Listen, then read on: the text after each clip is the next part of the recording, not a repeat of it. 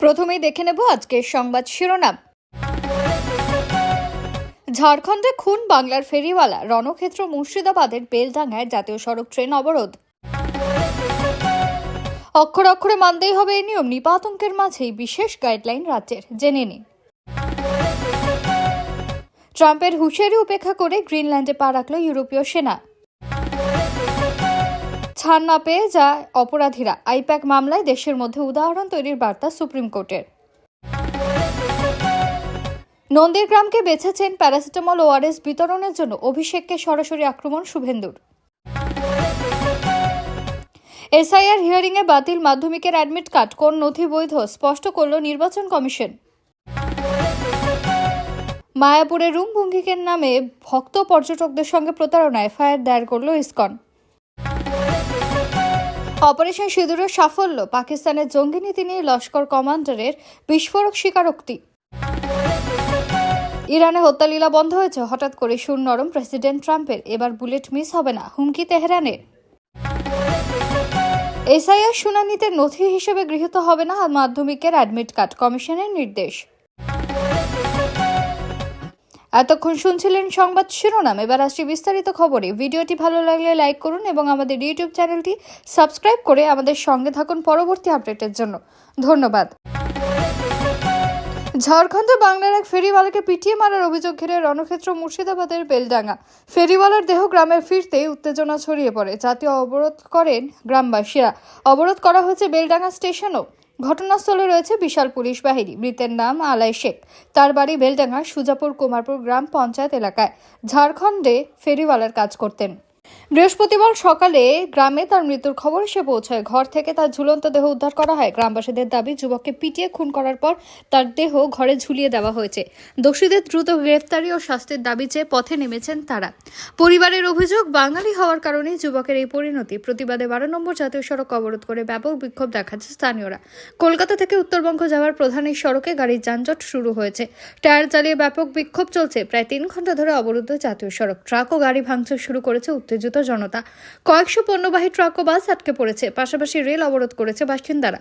লালগোলা থেকে শিয়ালদা যাওয়ার ট্রেন আটকে রয়েছে। পাথর ছুড়ছে বিক্ষোভকারীরা। পরিস্থিতি নিয়ন্ত্রণের বাইরে। নিপা ভাইরাস সংক্রমণে এবার গাইডলাইন প্রকাশ করল রাজ্য সরকার। নিপা আক্রান্ত অথবা নিপার উপসর্গ থাকা রোগী সহ তাদের দেখভালের দায়িত্ব থাকা কর্মী এবং সকল স্বাস্থ্যকর্মীদের জন্য গাইডলাইন তৈরি করল রাজ্য স্বাস্থ্য দপ্তরের 5 সদস্যের চিকিৎসক দল। নিপায় আক্রান্ত অথবা নিপার উৎসর্গ থাকা রোগের রক্ত, ফ্লুইড, লালা, হাঁচি, কাশি, ড্রপলেট ইত্যাদি সংস্পর্শে আসা ব্যক্তিকে বাধ্যতামূলকভাবে 21 দিনের হোম কোয়ারেন্টাইনে রাখতে হবে। নিপা আক্রান্ত কিংবা নিপার উপসর্গ থাকা রোগীর সঙ্গে বন্ধ সীমাবদ্ধ জায়গায় কাটানো মানেই তাকে হাই রিস্ক বলে গাইডলাইনে উল্লেখ করেছে রাজ্য সরকার দপ্তর। এর পাশাপাশি গাইডলাইন অনুযায়ী হোম কোয়ারেন্টাইন থাকাকালীন ওই ব্যক্তিকে দিনে 2 বার চিকিৎসা করাতে হবে। তবে উপসর্গ ধরা পড়লে সঙ্গে সঙ্গে হাসপাতালে ভর্তি হতে হবে। হোম কোয়ারেন্টাইন থাকা ব্যক্তিকে রাখতে হবে আইসোলেশন ওয়ার্ডে। একইভাবে নিপায় আক্রান্ত অথবা নিপার উপসর্গ থাকা রোগীর জামা কাপড়ের সংস্পর্শে এলে অথবা রোগীর সংস্পর্শে এলেও 21 দিন পর্যবেক্ষণে রাখতে হবে এবং প্রত্যেক দিন তাকে ফোন করে খোঁজ নেবে স্বাস্থ্য ভবন। যদি তারও উপসর্গ দেখা যায় তাহলে সঙ্গে সঙ্গে হাসপাতালে নিয়ে যেতে হবে। এর পাশাপাশি গাইডলাইন অনুযায়ী নিপায় আক্রান্ত অথবা নিপার উপসর্গ থাকা রোগীর দেখাশোনার দায়িত্বে থাকা ব্যক্তিকেও পর্যাপ্ত সুরক্ষা নিয়ে কাজ করতে হবে। গ্রিনল্যান্ড দখলকে কেন্দ্র করে আগ্রাসী অবস্থানে আমেরিকার প্রেসিডেন্ট ডোনাল্ড ট্রাম্প। জাতীয় নিরাপত্তার যুক্তি সামনে রেখে তিনি আবারও গ্রিনল্যান্ড অধিগ্রহণের দাবি তুলেছেন। শুধু তাই নয়, তার প্রস্তাবে সাড়া না দিলে গ্রিনল্যান্ডকে বড় সমস্যার মুখে পড়তে হতে পারে বলেও প্রকাশ্যে হুমকি দিয়েছেন ট্রাম্প। এই হুঁশিয়ারির পাল্টা প্রতিক্রিয়ায় গ্রিনল্যান্ডে সেনা বানানোর ঘোষণা করেছে ডেনমার্ক। ডেনমার্কের এই সিদ্ধান্তে ইউরোপের একাধিক দেশ প্রকাশ্যে সমর্থন জানিয়েছে। তারপরে ইউরোপের বিভিন্ন দেশ থেকে গ্রিনল্যান্ডে সেনা পাঠানো শুরু হয়। ট্রাম্পের হুমকি আর আবহে বৃহস্পতিবার থেকে সেখানে বিদেশি সেনা পৌঁছতে শুরু করেছে। গ্রিনল্যান্ড অধিগ্রহণের প্রশ্ন উঠতে আমেরিকা ও ইউরোপীয় দেশগুলির মধ্যে মতবিরোধ তৈরি হয়, যা বৃহস্পতিবার আরও স্পষ্ট হয়ে ওঠে। এই পরিস্থিতিতে হোয়াইট হাউস ডেনমার্ক ও গ্রিনল্যান্ডের আধিকারিকদের সঙ্গে নতুন করে আলোচনার পরিকল্পনা করেছে। ওই আলোচনাকে গ্রিনল্যান্ড অধিগ্রহণের লক্ষ্যে আমেরিকা যুক্তরাষ্ট্রের অধিগ্রহণ চুক্তি সংক্রান্ত প্রযুক্তিগত আলোচনা হিসেবে ব্যাখ্যা করা হয়েছে। আইপ্যাকের অফিস ও প্রত্যেক জেনের বাড়িতে তল্লাশি চালানোর সময় পুলিশ নিয়ে পৌঁছে গিয়েছিল মুখ্যমন্ত্রী মমতা বন্দ্যোপাধ্যায়। সেই ঘটনা থেকে মামলার সূত্রপাত। বৃহস্পতিবার সেই মামলার শুনানি ছিল সুপ্রিম কোর্টে। মধ্যাহ্নভোজের বিরতির আগে ও পরে মিলিয়ে দিনভর চলে দীর্ঘ শুনানি শেষে সুপ্রিম কোর্ট স্পষ্ট করে দেয় যে এই মামলায় রায় দেওয়া ঠিক কেন জরুরি। দেশের সামনে একটা উদাহরণ তৈরির কথা বলে বিচারপতি প্রশান্ত কুমার মিশ্র ও বিচারপতি বিপুল পাঞ্চলির বেঞ্চ। অভিযোগ ছিল মূলত একটাই, ইডি যখন তল্লাশি চালাচ্ছে তখন সেখানে প্রবেশ করে নথি নিয়ে গিয়েছেন মুখ্যমন্ত্রী।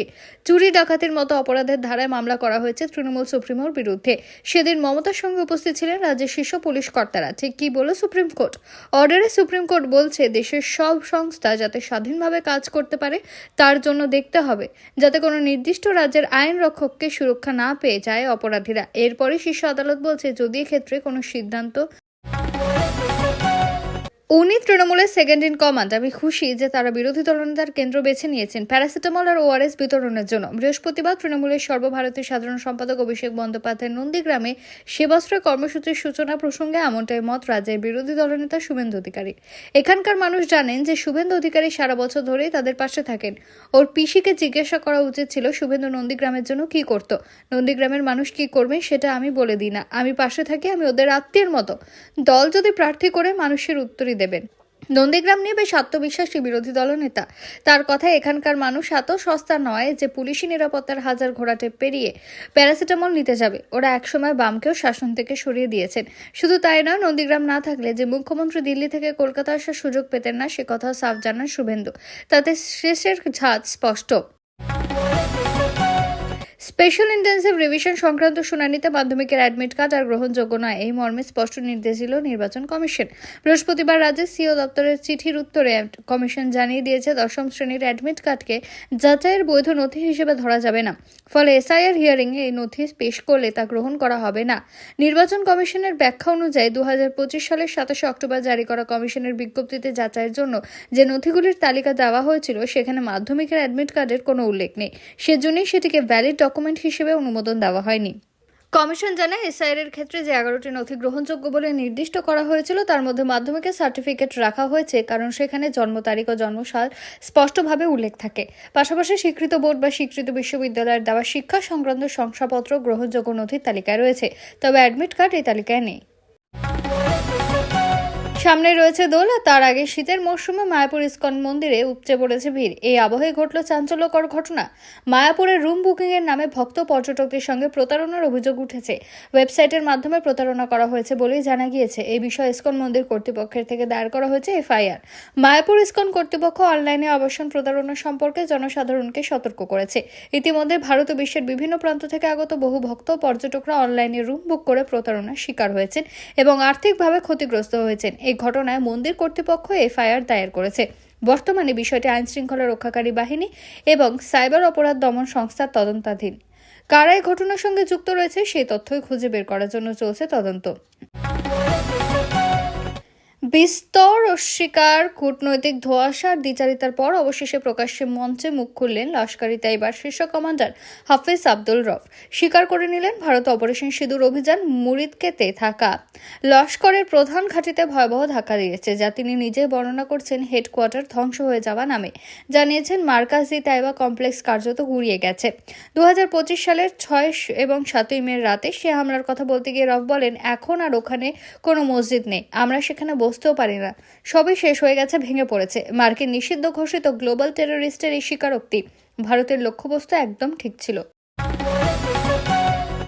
আচমকা ইরান ইস্যুতে সুর নরম ডোনাল্ড ট্রাম্পের। বৃহস্পতিবার মার্কিন প্রেসিডেন্টের দাবি, ইরানে বিক্ষোভকারীদের নিধনযোগ্য বন্ধ হয়েছে বলে জানতে পেরেছি। উল্টো দিকের গুরুত্বপূর্ণ একটি সূত্র থেকে আশ্বস্ত করে বলা হয়েছে, বন্দী আন্দোলনকারীদের ফাঁসির পরিকল্পনা থেকেও সরে এসেছে খামেনি প্রশাসন। তাই পরিস্থিতির উপর নজর রাখা হচ্ছে। সত্য মিথ্যে খতিয়ে দেখব আমরা। তাহলে কি ইরানের সামরিক পদক্ষেপের পরিকল্পনা থেকে সরে আসছে আমেরিকা? ওভাল অফিসের সংবাদ মাধ্যমের এই প্রশ্নের জবাবে ট্রাম্পের ভাষা জবাব, আমরা নজর রাখতে চলেছি এবং পদ্ধতিগত বিষয়টি দেখছি। অর্থাৎ তেহরানের সামরিক অভিযান নিয়ে ট্রাম্পের কণ্ঠে সে চড়া সুর আচমকাই উধাও। এই আবহে হঠাৎ হুমকি এলো ইরানের তরফে। সে দেশের সরকারি টিভি চ্যানেলে সরাসরি ট্রাম্পের প্রাণনাশের বার্তা দেওয়া হয়েছে। 2024 সালের জুলাই মাসে পেনসিলভেনিয়ার একটি প্রচার সভায় ট্রাম্পকে লক্ষ্য করে গুলি চলেছিল। বুলেট তার কান ছুঁয়ে বেরিয়ে গিয়েছিল। ট্রাম্পের সেই রক্তাক্ত ছবি সহ ইরানের সরকারি টিভিতে বার্তা দেওয়া হয়েছে, এবার কিন্তু আর লক্ষ্যভ্রষ্ট হবে না বুলেট। এসআইআর ঘিরে নির্বাচন কমিশনের নতুন নির্দেশিকা। যে নির্দেশিকায় বলা হয়েছে এসআইআর হিয়ারিংয়ে গ্রহণযোগ্য হবে না মাধ্যমিকের অ্যাডমিট কার্ড। এই বিষয়ে নির্বাচন কমিশনের তরফে বিজ্ঞপ্তি জারি করা হয়েছে। বৃহস্পতিবার কমিশনের পক্ষ থেকে সিও দপ্তরে চিঠি পাঠিয়ে জানানো হয়েছে মাধ্যমিক অ্যাডমিট কার্ড হিয়ারিং এর স্বীকৃত নথি হিসেবে অনুমোদন দেওয়া হচ্ছে না। ভোটার তালিকা নিবিড় সংশোধন বা এসআইআর প্রক্রিয়ার জন্য নির্বাচন কমিশনের পক্ষ থেকে এর আগে 11টা নথির কথা উল্লেখ করা হয়েছিল। তাতে মাধ্যমিক সার্টিফিকেটকে গ্রহণযোগ্য বলা হলেও অ্যাডমিট কার্ড ছিল না। এক্ষেত্রে যুক্তি ছিল সার্টিফিকেটের জন্ম তারিখ এবং সালের উল্লেখ রয়েছে। পরে মাধ্যমিকের অ্যাডমিট কার্ডকে নথি হিসেবে যুক্ত করার আবেদন জানানো হয়, যে আবেদন মঞ্জুর করল না নির্বাচন কমিশন।